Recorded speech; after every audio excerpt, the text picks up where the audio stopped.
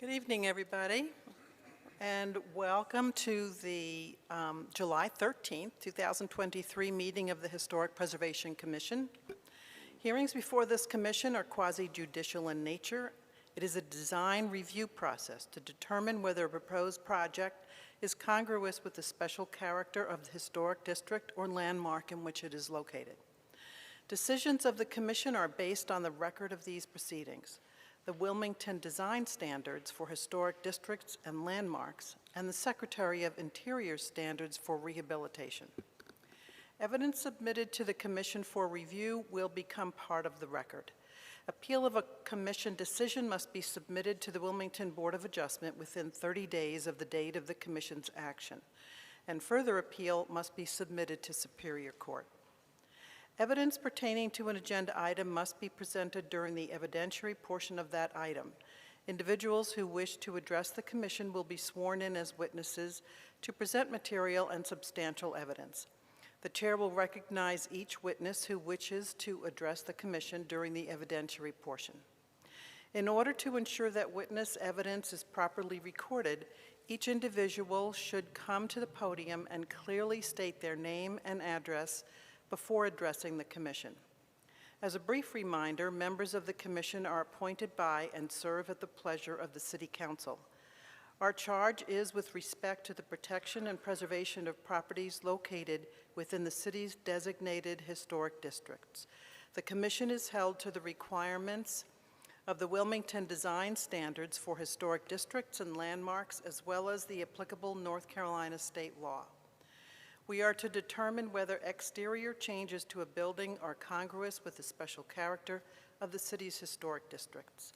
It is important that the Commission deliberate the merits of each request in a manner that provides a record of the basis for our decisions.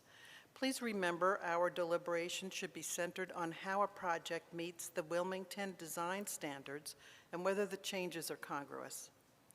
Commissioners, if you have received or been made aware of any information outside this evidentiary hearing related to any agenda item before the Commission, please recuse yourself from that agenda item. Before the meeting begins, please ensure that all cell phones are in silent mode or turned off. I will now introduce city staff who will be assisting us this evening. Ms. Melissa Huffman, the Assistant City Attorney, Megan Basic, Associate Planner, Ms. Amy Bradshaw, Planning Coordinator, and Brian Chambers, our new Assistant Planning Director. This is the administrative portion of the meeting. I am Commissioner Egan, the Commission Chair, and my fellow commissioners will now introduce themselves. Ross Tomaselli. Stephen Sulkey. Ashley Wilson. Christopher Yermal. Ron Wilson. Allison Watts. Thank you. We will now swear in those present who wish to present evidence related to an agenda item this evening. If I could have all staff and applicants please stand up and raise your right hand to be sworn in.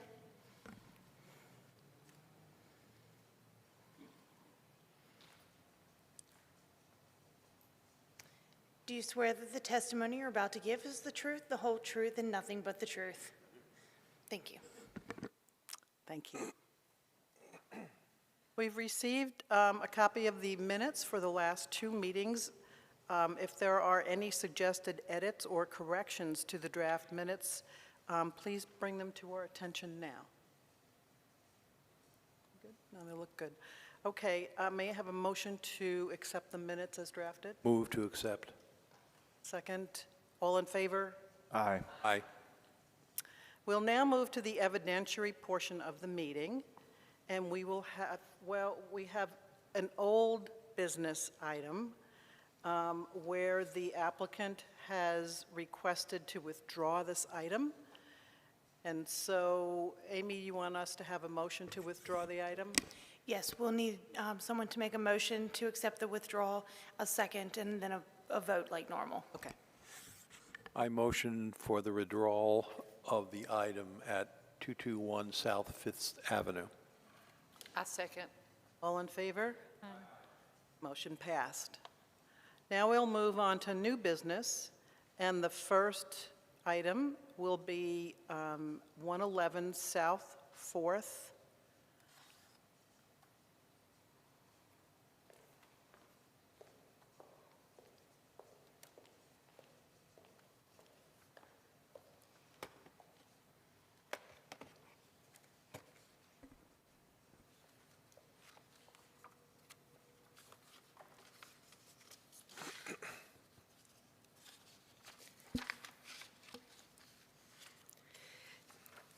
The applicant seeks approval for an after-the-fact installation of a rear yard fence. The subject property is located on the east side of South 4th Street between Dock and Orange Streets and is a contributing resource in the Historic District residential. Revisions to all facades of a building and the site are subject to design review in this district. The Jones Mitchell House was built circa 1849 with significant alterations in 1870.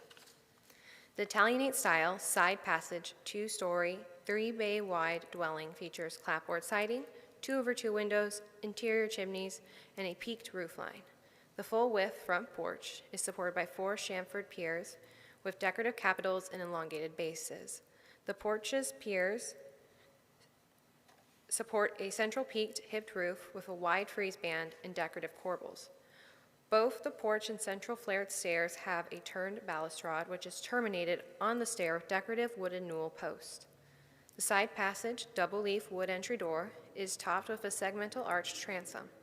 The second-story central window features a semicircle louver vent, and the entire dwelling is capped by a wide frieze band with rectangular vents, dental molding, and ornate hand-sawn brackets.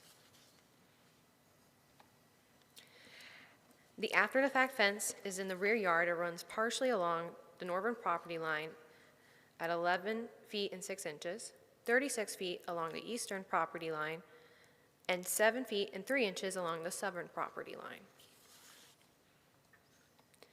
The installed fence varies in height, measuring from 8 feet and 3 inches to 7 feet and 7 inches. The heights shown here were confirmed from the adjacent property at 110 South 5th Avenue.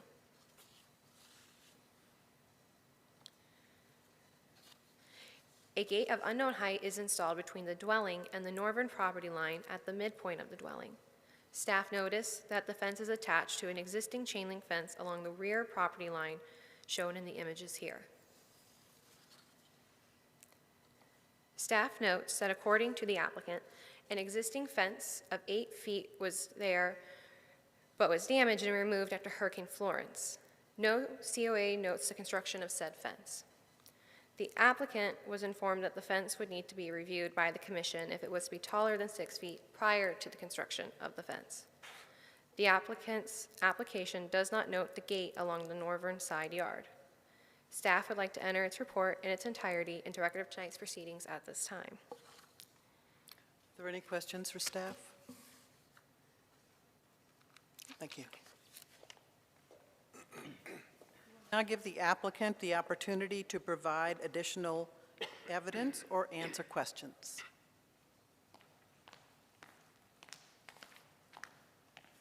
Good evening, ladies and gentlemen of the commission. My name is Russ Bryan. I'm an attorney, and our firm represents Meredith Sheridan, the applicant. I know that y'all, I'm sure, review the packages, and so I don't want to repeat too much, but I want to go over a few points that I think are helpful and answer any questions that you might have. You know, and in the short time that I've worked with Ms. Sheridan, she's one of a kind, and for the last 25 years has lovingly and painstakingly restored and maintained the Jones Mitchell House in its marvelous Italianate style.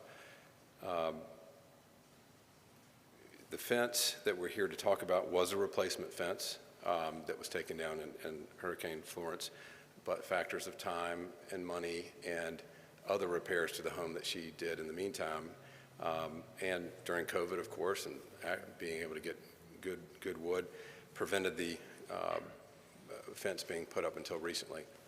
And we're aware that this process is a little bit out of order. We would like to have been before you with a certificate of appropriateness beforehand, but we urge you to consider these unique circumstances and exercise flexibility in your decision making.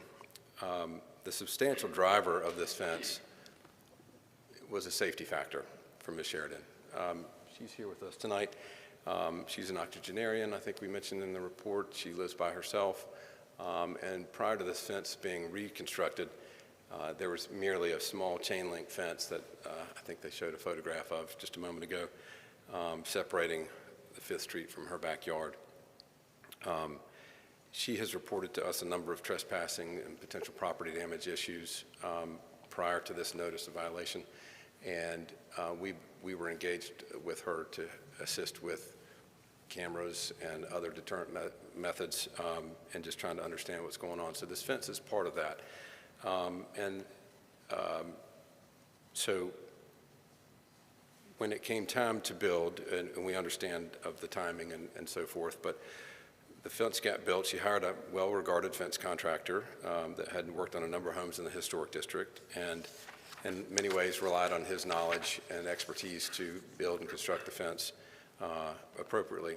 And if you've been to the site like I have, the yard slopes, and so there's no, and I know the photograph they showed of one of the measurements that said 8 feet 3 inches. That's probably one of the highest points. It's below that on most places. As you saw, there's picked kind of the high point, and it slopes along. I will say that the fence is extremely well constructed. It's solid wood. It's got the lattice on the top, and I don't know if you had seen. I'm hoping that you saw in the application the photograph of the prior fence. Was that? I don't think that was shown in the slideshow here, but it's on page 7 of the staff report, and that's what the fence contractor was working from. The fence, we stopped work as far as it is. There's a plan to paint it. It needed a few months to dry and a stain or paint could be put on it, and we wanted to be open with the commission here and seek your opinion. We've got some colors that were put into the application. One of them is an off-white that we think would look good and blend in and hold well, but we're seeking your feedback on that as well. I've looked through the similar requests that were approved and some fences that were approved for 8 feet after the fact or approved for 8 feet. And I've been both to those properties. One of them is 512 Gray Street, and the other is 216 North Fifth Avenue. And you can see from the street, just looking down the alley, the driveway, a very plain, straight vertical board fence that's 8 feet. You go around on Gray Street, and you can look through the backyard and see the other one plainly. What I think is unique about this is that you're not able to see this fence from the front. And I want to hand up a few things. And if I may, you want a copy of these? I'm going to hand them to everybody.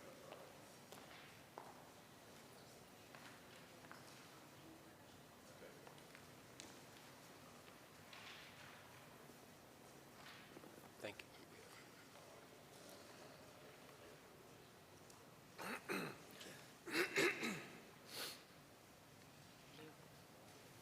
Thank you. Thank you.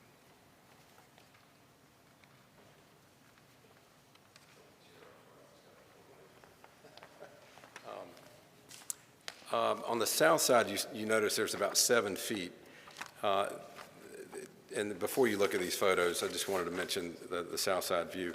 And I believe those neighbors have sworn themselves in to speak to it. But that portion of the fence is only about 7 feet.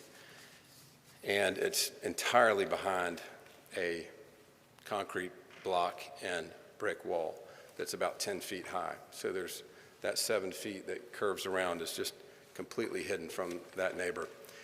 If you're standing in the backyard, you'll flip the page and you'll see a photograph that I took last week. That photograph is standing in the backyard looking east. And you can see the neighbors on 5th Street. That's their carriage house. I believe there's a 2-car garage underneath and living quarters above. Most of the fence is along that line. And so if you were to, there's no way to see this from 4th Street. And the only way that I'm aware that you can see it is under the right lighting conditions with maybe a telephoto lens from 5th Street. And even then, it's a small limited peak because the carriage house obstructs the majority of the fence. And then the other neighbor to the north side are the Murkisons. I've known Michael Murkison for over 20 years in my practice here, and I spoke to him day before yesterday, and he's been a part of this, and Barbara, his wife, has as well, and they had no opposition to the current fence. As far as the neighbors to the rear, I direct you to the first email on the top of the handout I just gave you, and if it would, for the record, I'd like to read that in, if that's okay. To the board members of the Historic Preservation Commission, we have been the owners of 110 South 5th Avenue for about 19 years. Our property backs up to Mrs. Meredith Sheridan's property along the entire length of the rear of our lot. While the majority of the new fence is behind our carriage house and therefore not visible, we can see a portion of the new fence from our driveway and our backyard.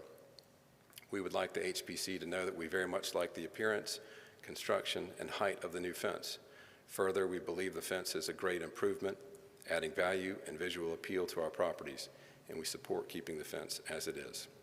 We do understand the new fence may be painted or stained in the future, and that the chain link fence will likely be removed.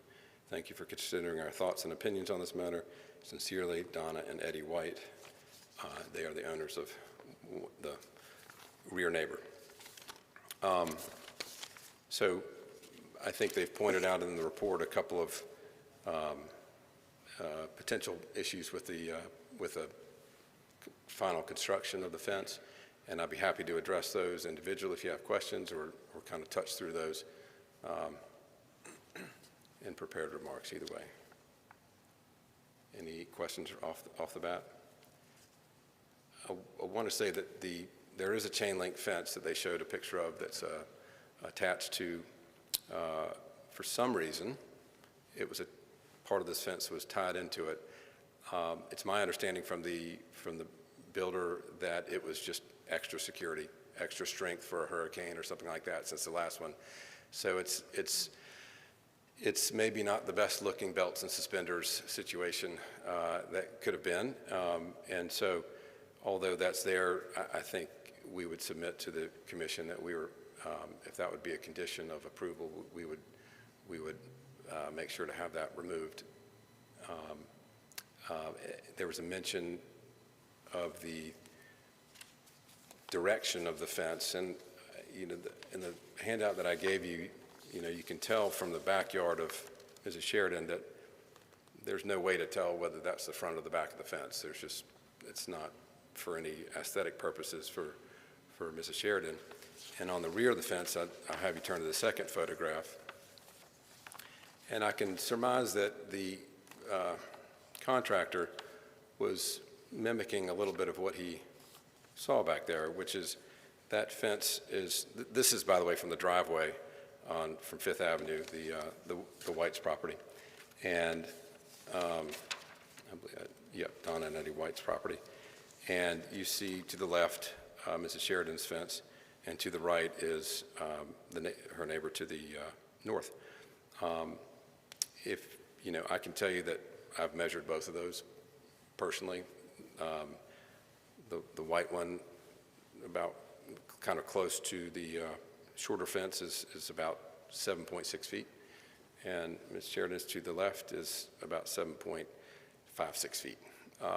So about the same height. So we're matching the height and in a lot of ways the appearance of the other fence there, because the posts are on the reverse. Obviously, the trellis work on the top is a different height, but I think Ms. Sheridan's replacement fence matches her prior fence a lot more closely. And so, with that, I hope you would consider that it's not entirely out of conformity with the neighborhood, the neighbors to the north, the neighbors to the east and the rear all approve, well, one had no opposition and others wholeheartedly support and approve the fence as it is, with the knowledge that that chain link fence will likely be gone and the fence will likely be painted some color. Any questions?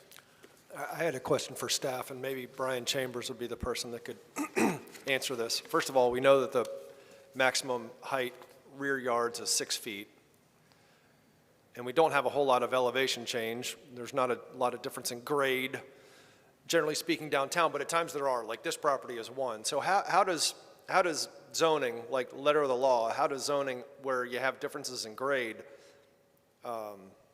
if you have, say, a fence height that's supposed to be maximum 6 feet, but there's differences in grade, how does zoning kind of measure that? Is it just a strict, under no circumstance, no matter where you're standing, at that point it needs to be 6 feet or lower, or? I want to say it's the average. I'd probably have to dig in on that. I think it's the average grade, or I get what you're saying. You can't really punish somebody for having topo in their yard. So I want to say average, but I'd probably have to dig into code a little bit to figure that one out. If I may speak to that too, Mr. Newell, I think when you look at the photographs that are on the screen at the moment, especially the one at the bottom, you can see that the contractor made a great effort to follow the contour there on the bottom and have a nice even stepped approach so it would be aesthetically pleasing when you looked at the fence, because obviously an angled fence would, or if you follow the contour that he did on the bottom, it would look terrible. So we think that, from what I can see, this is the best solution for that. Now, I think there may have been some confusion as to whether the height was measured to the top of the boards or whether the lattice work also counted as far as measurement, and those are obviously two different measurements. It's about, most of that lattice work is about 1.5 feet. And so in a lot of places that would bring it under the 6 feet or closer to 6 feet. So, and given that most of that fence is behind a carriage house and can't be seen, and what can be seen is very much appreciated by the rear neighbor, we hope you would consider approving our application for appropriation. I have a question. You Yes, sir. said the contractor has experience in the historic district with fences? That's my understanding. And then why did he not seek a COA? I'm not sure. We got involved with this after the fact, so I wish I could speak to it. Okay, and the homeowner did not seek a I mean, how long has the homeowner lived in the historic district? 25 years. Okay, and she was unaware that she would need some design approval? Well, I think that it was mentioned in the opening statements that there was some communication with the staff and Ms. Sheridan, and whether all the proper steps are followed or not, here we are. And we got involved after the fact. And so I think there was a lot of leeway given to the contractor, but I can't say for sure, so I don't want to speak to something that I'm not fully informed on. All right. Any other questions? I just have one for staff, and I'm sorry I don't know the answer myself, but as far as lattice work permitted in the district, doesn't it have to be vertical and horizontal, or can it be diagonal the way this is shown? Is there any stipulation on that? I mean, most that we've ever seen has been vertical and horizontal, not the diagonal. There is no official stipulation. Staff does encourage them to, if the lattice is going to be at the top of the fence, to do like a horizontal, because it tends to match boards. It tends to just kind of blend in better. But lattice work, that style has been approved in the past. Okay, all right, thank you. Just to confirm, the previous fence that was there was an 8-foot fence, is that correct? We believe so.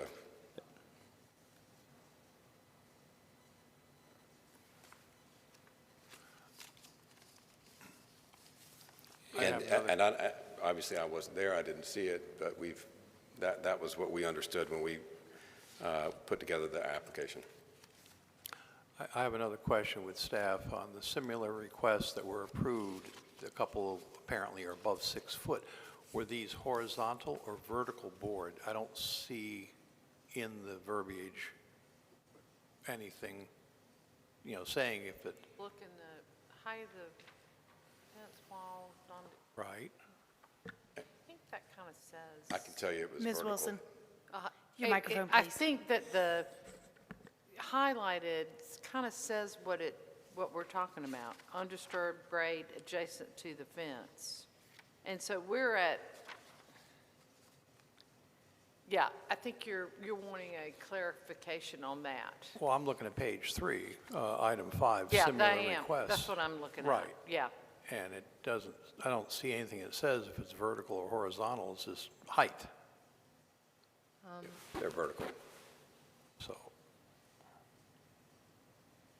So, under similar requests and denial precedents, none of them did have that lattice work at the top. They were solid or metal fences. And was it vertical board or horizontal? Or do we not know? So unless if it's unstated, it's vertical. If it was horizontal, we would have stated it specifically since that's unusual. Okay. Okay, That's what- so it says vertical in here. So it was vertical? Yes, so if it says vertical or it's not listed, it's vertical. If it says horizontal, it's horizontal. For wood fences. Okay. Okay.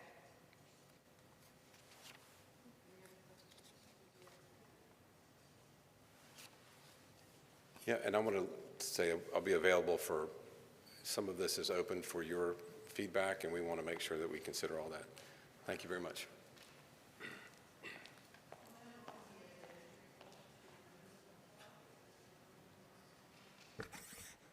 Chair Egan, can you make sure that your microphone is on or that you're speaking more into your mic? We're having difficulties with the microphone tonight, so everybody needs to make sure they speak clearly and into them. Thank you. So I opened the evidentiary portion to members of the public, and nobody's here, so we're going to close the evidentiary portion. And we will now go to commissioner deliberation.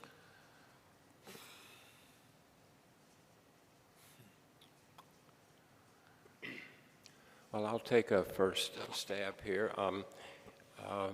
The fence bothers me a little bit for a couple of reasons. Number one, it was after the fact, and I think the property owner, based on the fact that she's done other work and has gotten the certificate, she's aware of needing that. So the fence is certainly above 6 feet all the way across the property line, and I'm concerned a little bit there about the fact that it was originally vertical. Is that what is that what staff said, that originally it was vertical?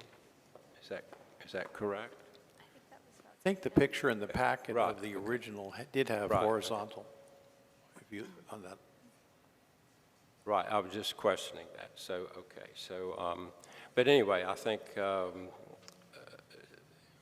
by removing the lattice work on top, she could bring it into compliance there about across the backyard, but that's just my thought initially, so. Well, okay, first, I mean, we are supposed to look at any after the fact as if it had not been built. So my question is simple. Had we seen a design, not this actual fence, a design for this fence, would we have approved it? That's, to me, kind of a bottom line. And I know we've rejected horizontal board fences and certainly things over 6 foot. And the other concern I noticed, if the idea is to paint this fence, it looks like you're using knotty pine, and that would probably be a more difficult choice to paint that rather than maybe a little bit better wood, but so anyway. So nothing was brought to us as to what kind of wood, what kind of fence, maybe they could come back to us explain what kind of wood, what kind of fence, and how we get it into compliance next time. And that would be kind of easy to do. You know, maybe taking some slats out, putting the proper wood in, and what exactly they are going to do with the, you know, with the, are they going to stain it? Are they going to paint it? We don't know. And I think that maybe we come back with more information.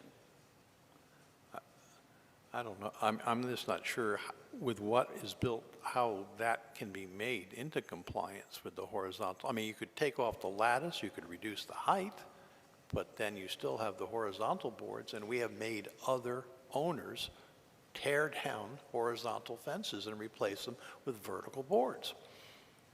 I mean, you know, that's the precedent that we've set, so if we allow this, well, now there's a whole new precedent of height and boards. And again, if supposedly this was a contractor familiar with the district, why somebody didn't come and say, we need a COA, I don't know. The horizontal nature of these boards doesn't bother me at all. I think it looks nice. It's a beautiful design. Even the diagonal lattice doesn't bother me. And to know the applicant is honestly to love her dearly. She's an amazing preservationist. I think with the idea of this being rebuilt in place, I can see where that's maybe where Ms. Sheridan, there was a lapse in this application beforehand. But I have a couple of concerns with the height, and really, like I said, the style doesn't bother me at all. The diagonal lattice doesn't bother me. I think the whole thing is actually striking and beautiful and fits. That doesn't bother me. It's the height. I worry about the precedent. Like if you look at page 3 of our packet, it talks about similar requests and denial precedents, and I just have a feeling, a couple things. One, that other people are going to cite this and want to put 8-foot fences all over the place. And that's not in our best interest. And secondly, I do think that it actually probably would take 2 people one day to take the lattice off, cut the post down, take off maybe 3 boards, and just reinstall the lattice, just drop the thing down to get to that height. I'm afraid if it doesn't, there's also an opportunity for a neighbor, a disgruntled neighbor, if they wanted to really pursue this, they could take this to Superior Court and cost the city a lot of effort and Ms. Sheridan a lot of effort to try to continue to fight this, where I think for a relatively inexpensive proposition would be to dismantle the top part of it, cut the post, just bring the whole thing down, and it might take 2 people a day or a day and a half to actually achieve that. So the style, again, I have no qualms with, and generally speaking, honestly, knowing Ms. Sheridan and having done work on this beautiful property, the property is lucky to have her owning it. I mean, she has done amazing work, is incredibly smart about details of architectural nature with historic properties. The style doesn't bother me. I would like to submit, my inclination is just to drop the thing down, to get it in compliance with that height, to thwart other things down the road. If someone, A, wants to do this because they see that this could be a precedent, and B, maybe someone wants to take offense to this and take the city to Superior Court over it, because the rule in the rear yard is 6 feet. And I just don't know how to go about providing a variance for really anything to allow for that to be exceeded.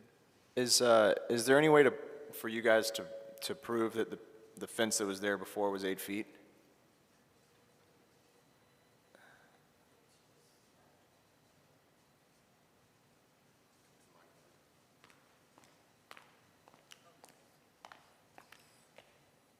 All I can tell you is what Ms. Sheridan tells me, and she is, as Mr. Yermo says, one of the most detailed persons I've ever dealt with. She assures me that it was, and that is all that I can represent to this commission. Okay. Thank you.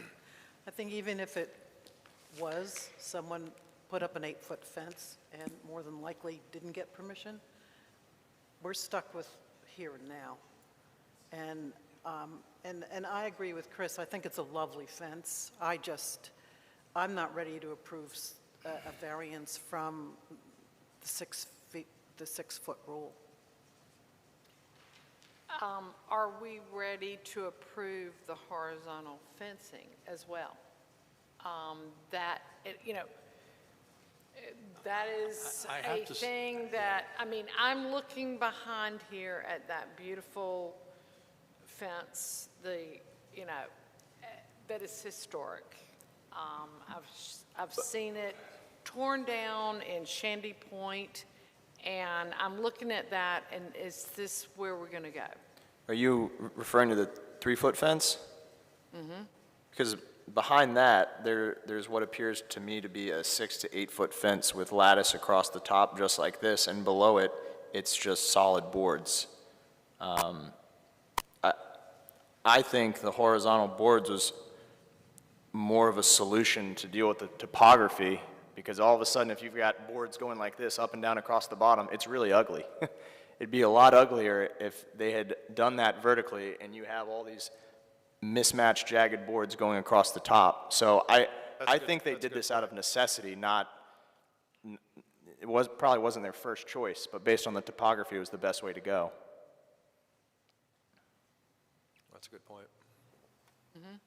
Yeah. Well, it could be handled, excuse me, properly with vertical boards. They would just step it down the piece of property instead of angling the boards along the bottom, but certainly any competent fence builder could do that.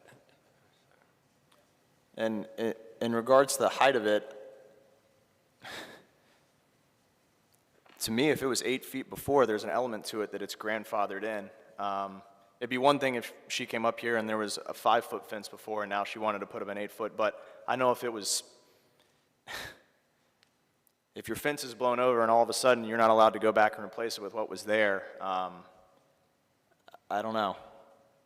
I just like to remind the board that we do not have that we don't have a COA stating that the fence was 8 feet tall.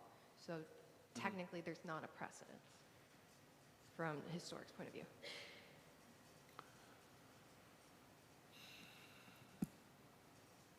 Any other comments or? So we now have to decide on what kind of a motion we're going to make. And our choices are to accept with the condition that it's lowered to 6 feet, deny and ask them to come back, or continue for more information. I'd like to ask staff, based on what Stephen said earlier about the horizontal boards and the type of precedent that would be setting if we approved the horizontal boards. I mean, you said earlier that if there's no adjective to describe the fence, that it's assumed that it's vertical. Is that correct? When staff writes it down, yes. Okay, all right. So, okay. And we don't have any record of prior approvals for whatever fence was back there. We do not. I think if it was horizontal, it didn't have the lattice up there, it'd have a much different feel, but I think that lightens it and gives it kind of a classic appearance myself. It's a blend of something that's a little bit more contemporary, although you see that other adjacent fence, it's very similar. It looks like horizontal boards, it's painted white, it has a diagonal lattice, and I think it looks fine in that setting in this district. Like I said, so without the lattice, I think that fence would have this massing that would be objectionable, but it gives it a different kind of air. So the horizontal aspect of this doesn't bother me. I would be inclined to, whether she wanted to paint it or leave it like this and clear coat it, I think I don't really have any objection to either option, but I'm of the mind to see about just lowering the thing a couple of feet and keep going. I think it still provides the safety that she's looking for as well, even at 6 feet. I mean, it's a double fence. You got a picket fence to get over, then this other fence as well, or a chain link fence that's in the back, or you've got multiple things to get over in a Is 6-foot the- fence. How tall is the horizontal fence in the back?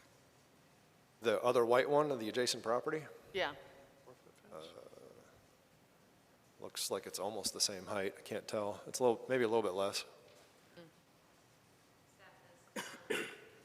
Well, in my opinion, regardless of the discussion here, it's violating the code violating the historic district standards by the height, okay? That's been pretty well decided that it is.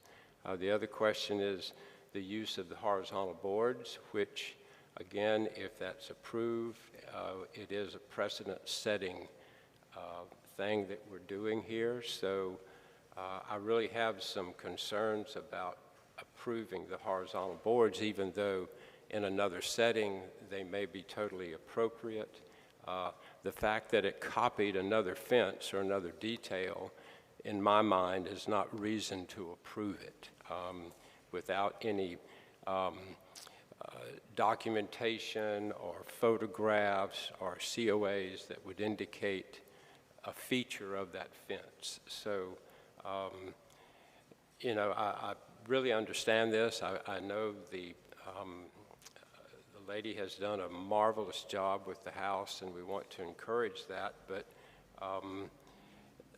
the fact that her builder went in there and copied a fence that was already in the backyard to try to make it fit in, I don't know if we can really approve that type of detail.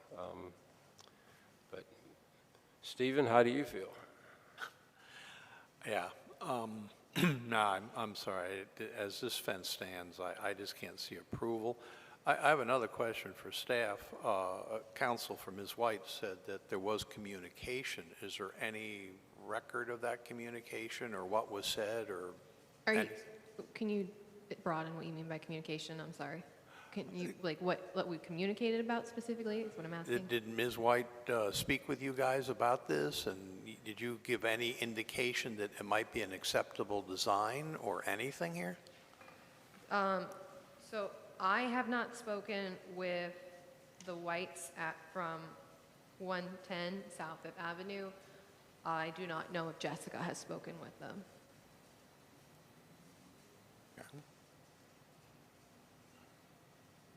Maybe we could to simplify it and get through it, maybe we could break it down into two different things here. Like, I wonder if the entire commission feels like, yes, it should be lowered. That might be something easy to vote yes or no on, but then the second one would be to also vote on the horizontal nature of these boards, as opposed to having to reinstall something with vertical.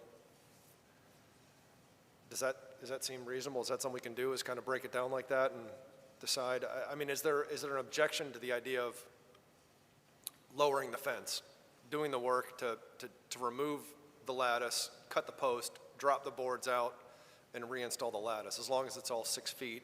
I guess that's one thing. I don't know where the whole commission is on that. I think we all want it to be at 6 feet max, but then I guess we have to decide about the horizontal versus the vertical nature of the boards there. Chris, don't you think we need to, have them come back with, are there any approved horizontal? Are there any approved? We just approve it, and we lower it. If there are some approved horizontal, then we go ahead with that. If they're not, then we don't. And then we lower it to the 6 feet and go on. But we don't have enough information right now to do that. I remember We we just don't. rejected horizontal, and now we're going to accept it. Is there any acceptable in there for the horizontal? It is going to create situations where it's going to be so hot in backyards and front yards or side yards. It's, we just need to do some research. Do the standards specify that horizontal fences are not acceptable? Okay. like if, We couldn't hear you. You can't hear you. I apologize, they do not. I feel like from my perspective, if it doesn't specifically say we can't have horizontal, Ms. Watts? Yep. Sorry. Your microphone, please. if it says if it doesn't like explicitly say that horizontal fences are not allowed, I think the design is nice also.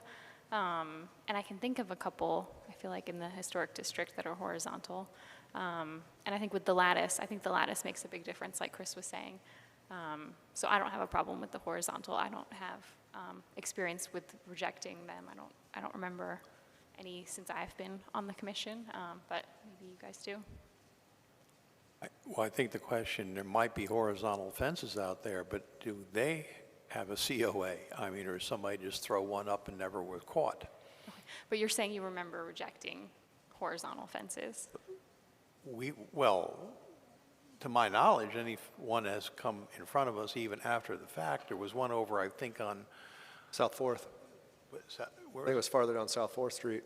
there was also one on, oh my God, I think it was like 8th and Grace or something like that, where he had put a horizontal fence and we made him tear that whole fence down and rebuild it. And it's vertical today. So, and all of a sudden now, I mean, it's kind of almost unfair to those folks. And now all of a sudden we're like, okay, from now on horizontal's okay. Because again, we'd be setting a precedent. But if it's not a condition, then It's is under it the really design our standards. jurisdiction to rule on that, or is it just a personal preference of what the fence looks like? Right now, we're sitting up here and we have a split decision. 3 of us like the way the fence looks, the other 3 don't, or other 4 don't. I think the fence looks nice. If we don't get to rule over the way the fence looks with it being horizontal, then I don't think our opinion really matters there. I think it's just our opinion. It's not a condition for how the fence is built, how it's looked. We're not talking about vinyl windows here. It's a matter of opinion, and I don't think it's fair that our personal opinion on how it should look steps in. Our jurisdiction is the height. It's the height, and also, again, I mean, I would love to know if there's any COAs for any horizontal fences, because, again, every one that I've ever seen on the commission has, after the fact or whatever, has been rejected. And, I mean, that's not opinion, that's the history of what's happened in the historic district. But couldn't we go, that's fine that they've been rejected, but couldn't they have been inaccurately rejected if that shouldn't have been something that was voted on at the time? And I wouldn't want to get grandfather in mistakes. That's what we're trying not to do. And there may have been some other aspect. I vaguely remember this condition of horizontal fence, and maybe it was voted against. But again, like what lightens this for me is the fact that it has that lattice at the top. It has kind of a classic look. I've seen similar things like this, and whether it was this district or other districts, I think it fits. It just doesn't bother me. So maybe we did reject something in the past, but maybe it was something about that particular design that felt like the massing and the bulkiness was too much, but this doesn't come across like that to me. So to me, it doesn't matter. I mean, we could get research, and I think it would be on staff to go about finding other precedents for horizontal installations. It's on staff to continue it till next month, perhaps. I don't think there's anything necessarily for the applicant to do, but again, with that lattice on top, it doesn't bother me that the horizontal nature of those boards being installed. Well, how would you feel if that was a front yard fence and it was 4 feet and an applicant came in with horizontal boards like that? I think 4 feet, the massing wouldn't be appropriate for a front yard. Okay. It would just be a solid wall look, and I don't, to see this in a front yard.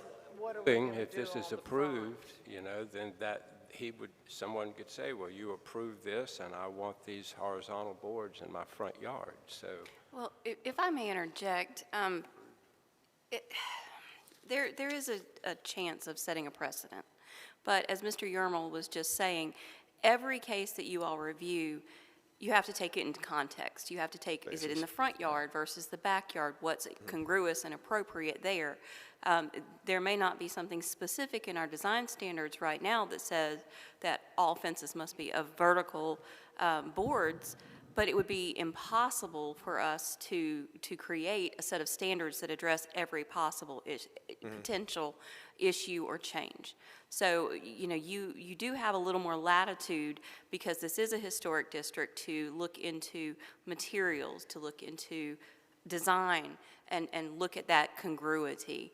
And just, if you do end up approving a horizontal fence today, that doesn't mean that every horizontal fence that comes before you all would be appropriate. You still have to take it in the context of the neighborhood, of the style of the fence, of the massing, those sorts of things. Where on the lot it is. I think we worry about precedent with a small p, not a capital P.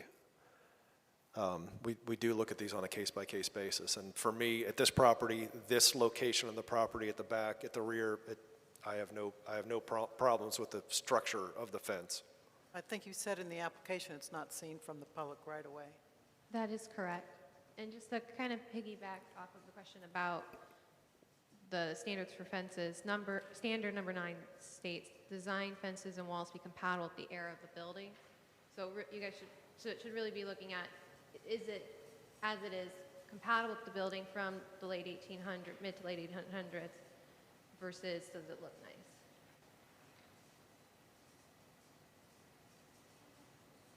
Sorry, instead of does it look nice? And it is softened with a lot of vegetation, too. It's really hard to see this even from their own backyard.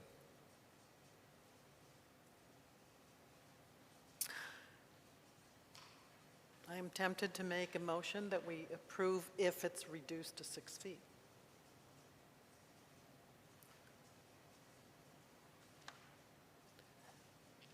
Okay, Follow that temptation. all right. See what happens. All right, then I move to approve with conditions the approval of the after-the-fact installation of a wooden fence, details shown on the drawings, plans, photographs, submittals, and narrative statement contained in the application and supplemental materials and statements made at this meeting are part of this request unless otherwise noted. This motion is based on the evidence presented before us, the application submittals, testimony, staff report, including the findings of fact. The following conditions shall be applied to ensure compliance with the design standards, those set forth in the staff report 1 through 4. In addition, that the height of the fence be reduced to 6 feet. The proposed request with conditions complies with the Wilmington Design Standards for Historic Districts and Landmarks. It is compatible with the materials, features, designs, context, and character of the historic building and the historic district in which it's located. It is congruous with the site, streetscape, and historic aspects of the historic district, residential as a whole. The applicable design standards are 1.6 Secretary of the Interior Standards, Standards 1 through 6, 2.3 Fences and Walls, Standards 1 through 4, and 9. May I have a second? Second? All in favor? Aye. Aye. Opposed? Aye. Or no? Who I'm opposed? gonna need a vote on who said no. If you could raise your hand. So there's 3 no's.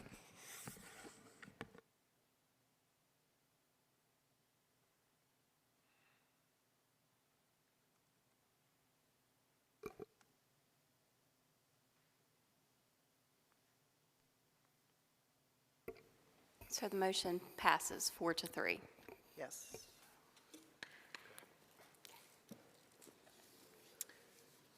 Yes, sir. Sure. Just referencing the staff, Sir, you're gonna need to come to the microphone. staff conditions that were part of that motion, and thank you very much for approval. The first one is the finished side of the fence must face the adjacent property.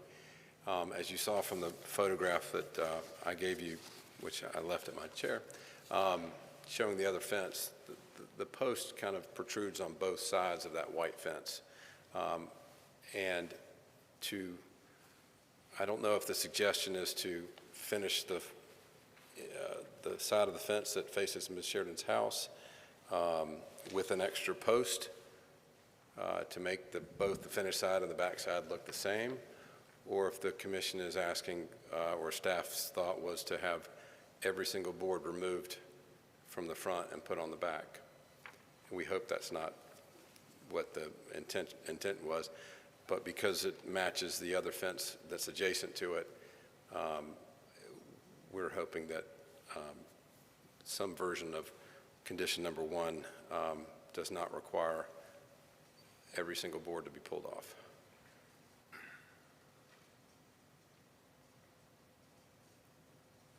So the proposal is maybe, I'm sorry, what'd you say about adding a board or a post? Well, if you, of the photographs I gave you, if you look at that white fence, which, by the way, is slightly taller, thank you so much. Going to that page there, y'all were debating whether it was taller or not. They're the same height as far as the fence height, but the posts are much taller than the actual fence. In that design, you've got, a post on both sides of the fence. So more or less, and I haven't been in the backyard over there to the other side of that white fence, but I'm assuming that they look about the same from the front and the back. The fence the new fence that we have here, there's a post in the back, and we just want to make sure that we're complying with the conditions, and or we ask that maybe that condition be removed if possible, if that's not the intent, because I'm not entirely sure what it's asking us to do. That's a good point. Do we need to reopen this to be able to address that then, Ms. Huffman? So you want to cover up the vertical fence completely and take it away? One of the conditions there pretty much said that all these boards that face internally right now would have to be flipped and face the exterior, face the adjacent properties, which is a big change. It states that the more finished facade of the fence would face away from the house to the adjacent property owner. So I think maybe the proposal is, if you look at what's on our screen right here, that line with the arrows, it says 8'3". Picture that being a post that's added to give it the same appearance on both sides, I think maybe is what. Can I expand on what we mean by finished side?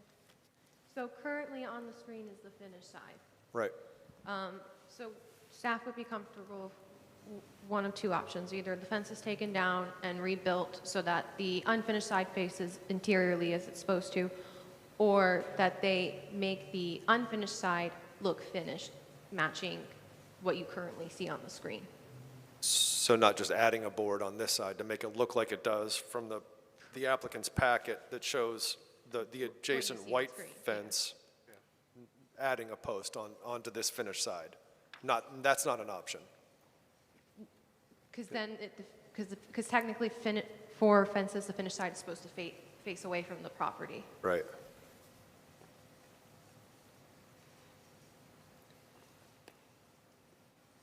So it's either pull the horizontal boards off and reinstall them on the other side of the posts, or add more wood to the other side, right? Correct.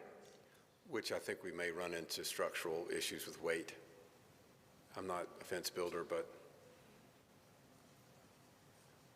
and a lot of additional expense, obviously. We're hoping that the board would recognize the similarity between the fences, and it doesn't seem to be on your radar when it was first passed, and so I just wanted clarification. So I didn't sense that the commission had an issue with the appearance of the fence in the rear, but by adopting all four conditions, maybe that changed what you had actually intended. And so, Megan, I don't know if do you have this? To see what that looks like? So you're saying that's not an option to add a 4x4? To add a 4x4 post where, say, each of those posts are existing to show a similar effect to the adjacent fence, then it's got some construction look to it to both sides. You know what I mean? Because those are two posts side by side on the adjacent fence. And so it's hard to really determine from that adjacent white fence which is the finish side, you know? Because it has two posts back to back. I don't think we can use that fence as, you know, a precedent-setting. No, I way wasn't to using it do for that. I was just trying to It offer seems like a some pretty way to simple. visualize It this. seems like a pretty simple thing to me. It's 8 feet versus 6 feet, or it's, the boards have to be on the outside of the fence versus inside. You know, it's kind of like to me, a black and white issue. It's like 8 feet or 6 feet, you know, outside or inside. So I have a question for Ms. I mean, Huffman. besides the post, sorry, I just want to say this real quick. Besides the post, you do have the framing visible too in the photo that was provided at this meeting. So that would still be considered Right. unfinished, even if you did put posts on the interior side of the fence. Yep. Can we, at this point, a vote has been taken with those conditions, so can we even change it now? I thought once we took a vote, that was it. You could could have a friendly revisit and amendment. reopen the vote if you wanted to. You could. But if the commission is satisfied with their vote, you don't have to. I don't understand why we're changing the back, you know, with the picket fence that's, you know, we don't have an explanation. It's beautiful, it's historic. I'm not sure why we're putting this fence up and where you can't breathe and it's not congruous with the neighborhood. I just don't understand it. Ms. Wilson, I would like to point out that in that white fence that you see is the same owner as the small white fence. It's the same part of the same yard. So why are they putting the taller fence there? I guess for security, perhaps, that's pure speculation, but it's the same owner up to the height of that fence, and that small fence are part of the same yard And privacy. And and privacy. I don't know many backyards that have a 3-foot fence in them. well, look at the one next door, the little white one there. That's about a, you know, so, That's her fence. well, it doesn't matter whose it is, you know.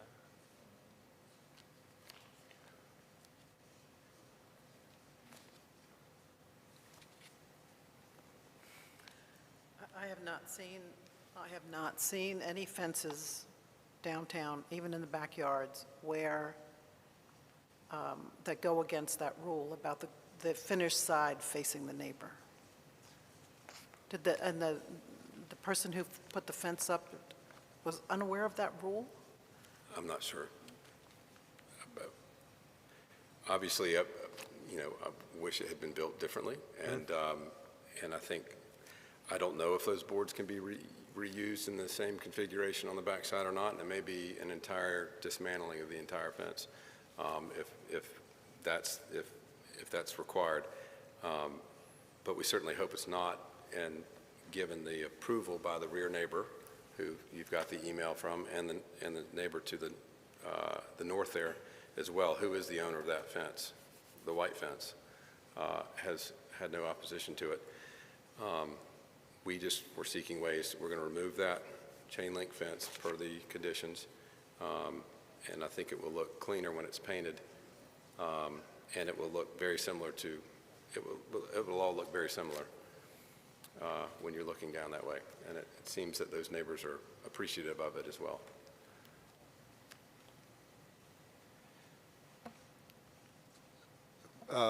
Can we point out, where is that condition in the application about the finish side? We just want to It's make on sure we're paying attention to that, obviously. Page 5, under conditions. So condition 1 states the finished side of the fence must face adjacent property. Condition 2, the Right, fence must okay. not be structurally attached to any other adjacent fence. Which that's pulled from zoning, the finished face facing the adjacent property. Is that a zoning rule? Could you say that again? Was that a zoning rule, the finished face facing the adjacent property? Or is that in the historic standards? That's a zoning regulation. Okay. It may So not this matter. has to be, your fence doesn't meet the zoning either, so you're going to have to dismantle it anyway then. Well, Yeah, that's, if it's a zoning regulation, I feel like that's totally out of our purview, and it was just built wrong in the first place, correct? Well, again, matching the other fence, I think we can address it so either side is the same, and you then don't have the argument that one's the front or the back, they look identical. And I The think that city would, comes in and cuts it down, takes it down. No, it's not our purview. It's not. It's probably up to the, I don't know if it matters to the commission whether they take the boards off and reinstall them on the other side or just add boards to the other side. I think structurally, the weight, that wouldn't have a negative effect on, by adding a second row of boards on the other side. I don't know if it matters to us if it's one of the two, but to accomplish that zoning condition, one of those two options has to be undertaken. Either take the boards off and reinstall them on the other side or just add boards to the other side. I mean, there's, add posts, you mean, is that, yeah? Add boards, add horizontal boards to cover up that framing so you don't see it. So there are boards on both sides? Right. A sandwich of boards around the posts, so that both sides are finished, is what he's suggesting. Right, on the backside, you're saying put boards on the backside. I was just seeking clarification, so. I think if you did a picket fence, it'd be a lot more efficient as far as getting breeze through there and not hot, and more congruous with the neighborhood with these boards. But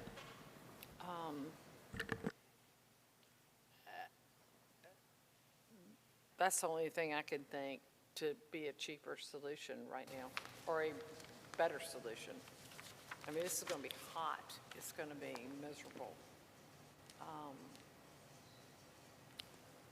No wind. That's one of the reasons why it's so wonderful downtown. You've got the river breeze and Ms. Wilson? you got the river breeze and everything that came through, and you're losing this with these privacy fences with nothing in between. And it's going to be hot and not very congruous with the neighborhood. We're just trying to solve this thing about the finished side right now. I think we already voted on the congruity of what's installed. I think we need to figure out, and you know, I don't know if it matters to us whether they add another row of boards on the other side or dismantle the existing boards and flip them to the other side. And that can be approved by the historic preservation planner, as long as the fence is not a corner lot fence and is below the 6 feet in height. That can be reviewed by Jessica or Megan. That's a good point. Okay, so we have voted on the 6 feet. And Megan or Jessica will have to help them figure out how to comply with the condition that requires the facing side for the neighbors. Yep. Okay. Okay, then I think we have completed our assessment of this application, and we will now move on to the next application.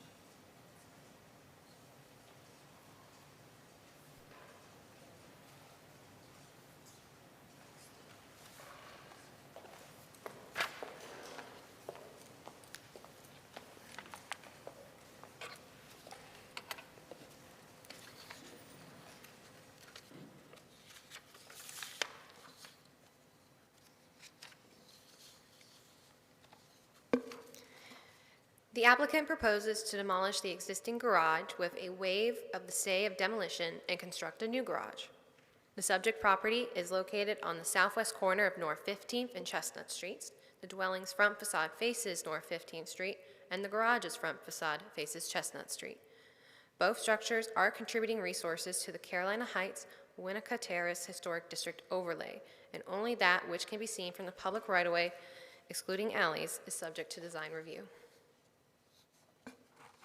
The Kirby Smith House, built circa 1921, is a 2.5-story, 3-bay wide, cross-gabled colonial revival-style dwelling. The standing seam metal roof is punctured by 3 pedimented dormers, each with arched 6/6 windows. The central dormer features a curved pediment. The roof overhang is adorned with shallow modillions and a wide frieze band. All facades have 9/9 sash windows on both stories, and the north, south, and west facades have exterior end chimneys. The symmetrical front facade features a central open pediment hooded portico supported by a neoclassical frieze and paired Doric columns. A herringbone brick walkway leads to the central 6-panel entry door, which is flanked by divided side lights and a divided light transom.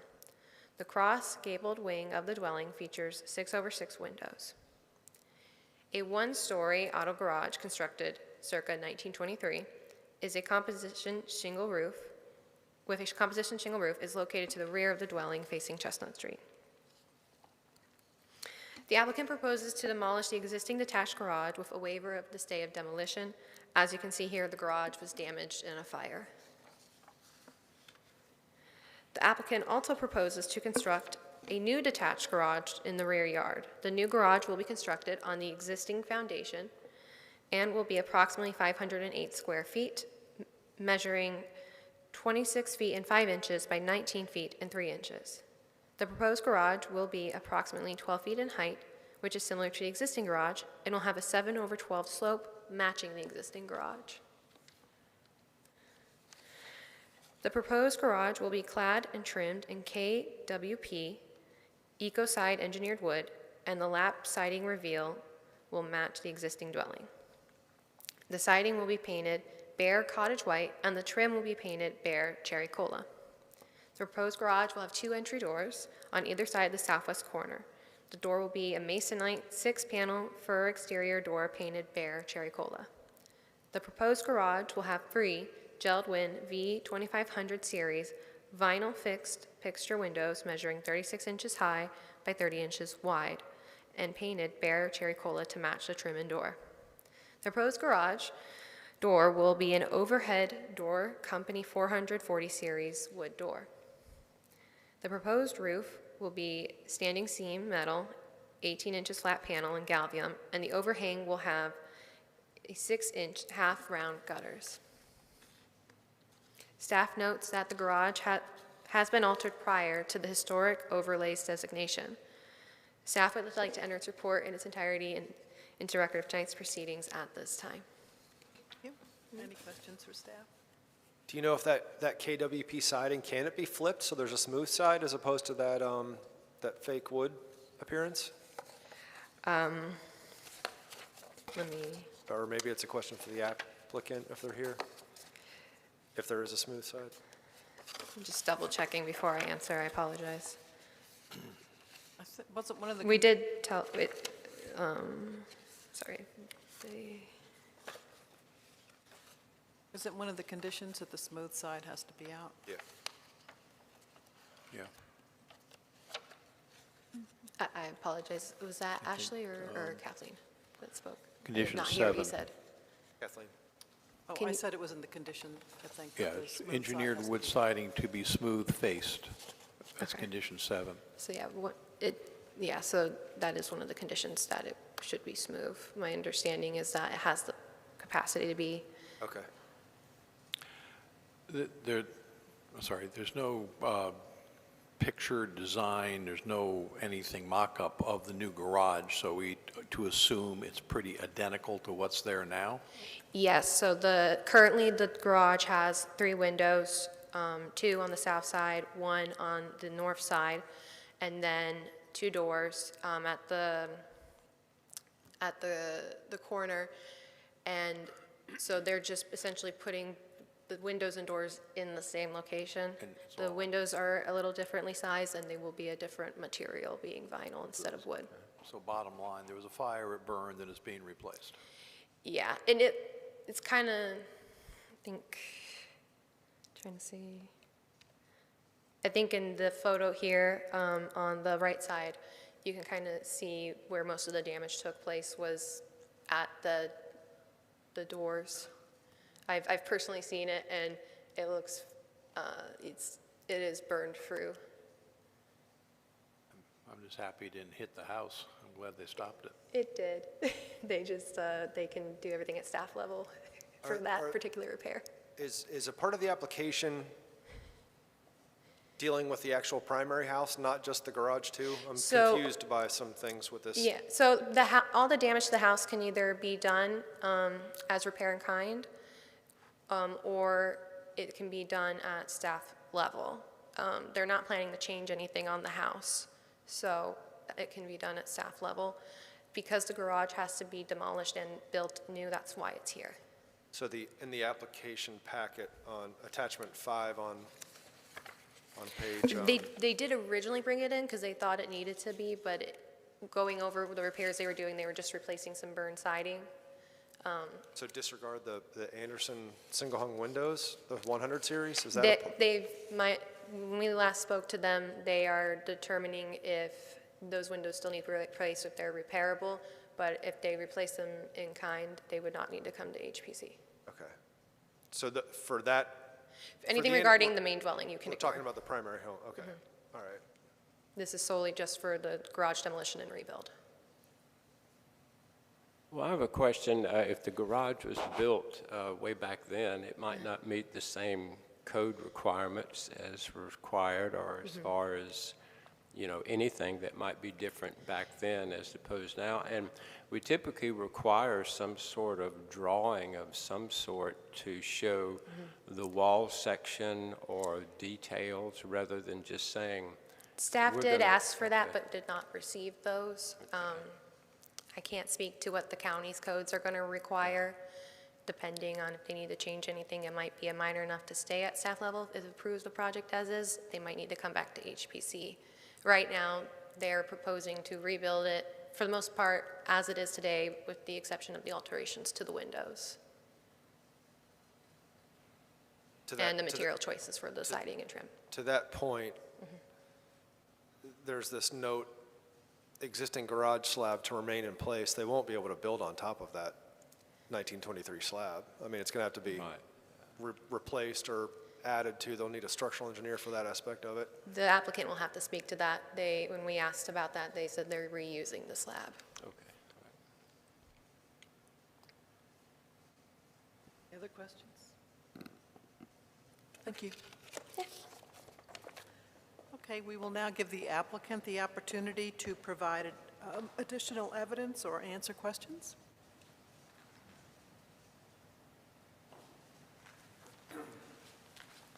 Hi, good evening. I'm Jeff Litzinger.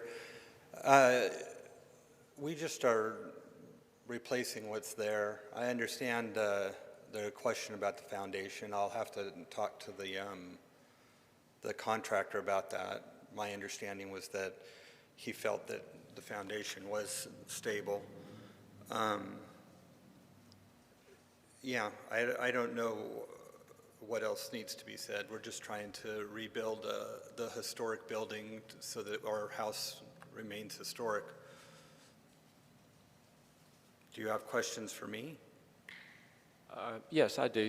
Number one, thank you for restoring the building and, you know, going back and trying to replace this. However, I think from my perspective, with all other applicants, we do require some minimal types of drawings that would illustrate to us what exactly you're going to do and become part of the record.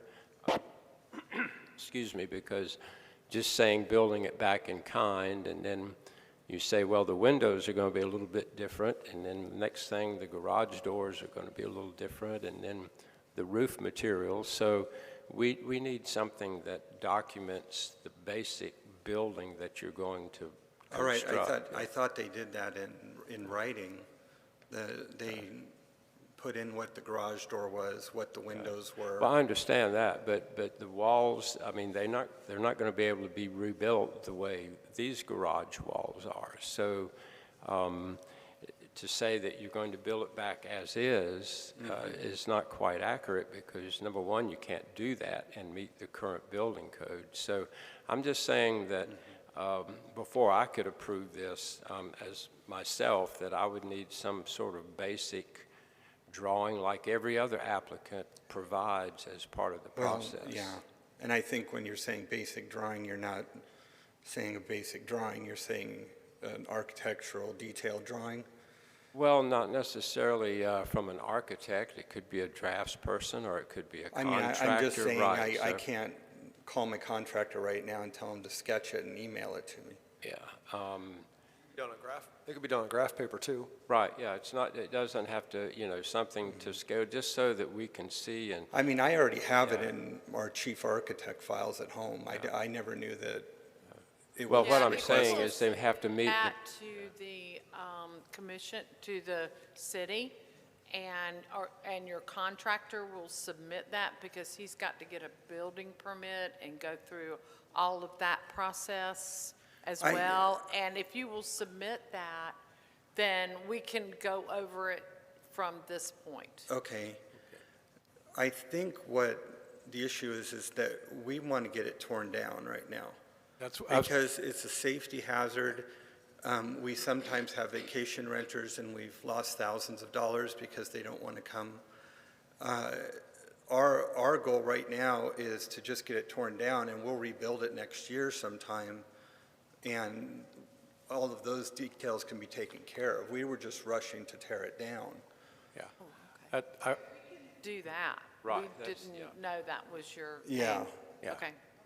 Yeah, I mean, that's fine, because if you wanted to table the plan until next month, on Yeah. the Yeah. 10th of August, we could give you, Absolutely, yeah. permission to take the stay off and tear this down now, and then come back next month with your plan. Okay. Can we Yeah, do and it that? might even be later than next month, because we want to build during the Absolutely, winter when people are not there. Absolutely, yeah. That makes Okay, yeah, our goal was to be able to tear it down. That's what, You to go through the whole process in the very beginning again. So if we say tear this down, and then you need 2 months, yeah, well, that would maybe be then fine. defer this until whatever September's meeting is. Yeah, that would be fine, and the certificate of appropriateness is valid for, I believe it's 12 months now. So if they approve the design that you bring, as long as you begin work on it during that 12-month period, you're fine. Okay. Yeah, so Okay. that All works. Tear this thing down and bring us a plan in 2 months. Okay, Okay, great, thank you. all right, thank you. Okay. Okay, so we will need a motion to approve the demolition. We'll need to open the evidentiary hearing just for the Sorry. record. Sorry. We'll open the evidentiary portion to members of the public for public comment. And since I don't see any members of the public, we will close the evidentiary portion. Move to commissioner deliberation, which we sort of went through, and move now to the motion regarding the demolition. I move to approve the demolition of the existing accessory structure, waiving the stay of demolition and the construction of a new accessory structure. Details as shown on drawings, plans, photographs, submittals, narrative statement contained in the application and supplemental materials, and statements. Ashley, I'm sorry, I think we're waiving the stay of demolition Oh, yeah, we are. Okay, sorry. Okay. construction of the new accessory structure. Yep. Okay. The rest. So, And only condition 1 and part of condition 2 would apply okay. Okay. to waiving and demolition. Okay. So this motion is based on the evidence presented before us, the application submittals, testimony, staff report, including the findings of fact. Those set forth in the staff report 1 through 9 and, This is 1 and 2. Well, the conditions, Two. conditions 1 and 2. okay. Also be included. So condition 1, 2, with the exception of the new construction section, and 8 and 9. 1, 2, with the exception of the construction, 8 and 9. Yes. Okay? Do I have a second? Second. All in favor? Aye. Aye. Any opposed? Motion passes. And if we can continue the construction portion of this item to a date certain? Do you want a motion on that? Yes, please. Okay. Then I make a motion to continue the construction portion of this application to a future date to be determined, and I need a second. That would be September 14th. Is that the longest we can provide? Is that, he might need more than 2 months. I don't know, maybe the applicant would like to tell us when that date certain would be. September, October, November, December? I think September is fine. I think that my contractor has a lot more information that he just hasn't shared. You know, he seems to be on top of it. So we can get it done. Okay. Okay. Then we will continue the application to the September meeting, September 14th. September 14th meeting. Second. And thank you. All in favor? Aye. Aye. Any opposed? No. And the motion carries. Thank you. Anybody have items? Okay, now we go to any new items from commissioners, from any commissioners? Anybody got anything exciting going on? No? Okay. Any new items from the staff? No. Okay, then I move to adjourn. I second. All in favor? Aye.